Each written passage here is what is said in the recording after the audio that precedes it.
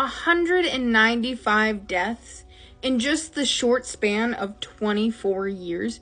There is no wonder the Hoosac Tunnel is considered haunted, or why people have nicknamed it the Bloody Pit. But let's get into some of the history and some of the spooky stuff that has happened and is still going on in this tunnel. So located in the mountains of western Massachusetts, this tunnel began its construction in 1851. And since then, most of these 195 deaths were the construction workers that were working inside to create a tunnel that essentially went through the mountains. Now, a lot of them died from unfortunate explosion accidents. But let's talk about one incident in particular that maybe was an accident, maybe not. I'll let you draw the conclusions on that. But there was a man in 1865 who accidentally, or not, who knows, let off an explosion while two other co-workers were still in the part of the tunnel that he detonated it on, and they did not make it out.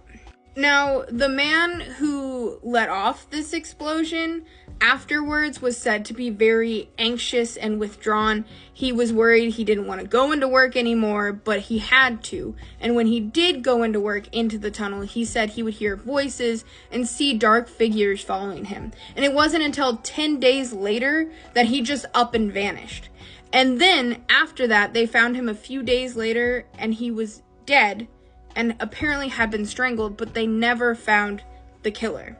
Now, you would think that maybe some of these creepy things would die down after that, but everything just got worse. People were more afraid to go into this tunnel. They did not want to. So the people who were in charge of constructing this tunnel hired an engineer to say, oh, what you are hearing is just wind going through all of these air pockets. It's not ghosts. It's fine. But when the engineer went and checked everything out, he was like, no, I don't know what that is, but it's not wind. I hear the groaning and the crying of the dead. And that just made workers even more terrified.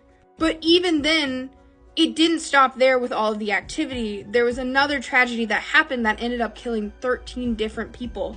And their bodies were scattered all over where they were working.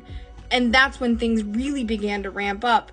People would see shadows, people would hear crying and screaming. And it slowly started to die down as they finally found the bodies of the dead construction workers. But still, things really didn't stop there. So while people stopped seeing shadow figures, they still heard random voices in the dark, or crying or moaning or other sort of creepy noises.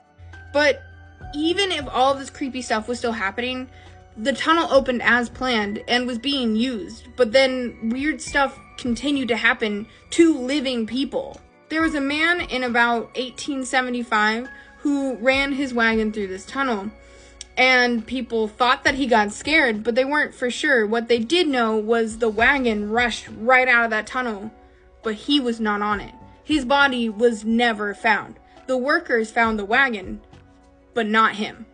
Now, while all of this spooky supernatural stuff seems negative, people also believe that anybody working on the tunnels is actually protected by the ghosts. There was a man who worked in these tunnels, and he heard somebody say, "Run, run, run, something's coming for you," and it ended up saving his life. See, if that man hadn't listened to that voice, he would have been hit by a train. That same man also said he was working on something with a tool, and he heard a voice say, drop it, so he did, and as soon as he did, a bolt of electricity hit that tool and threw it through the tunnel.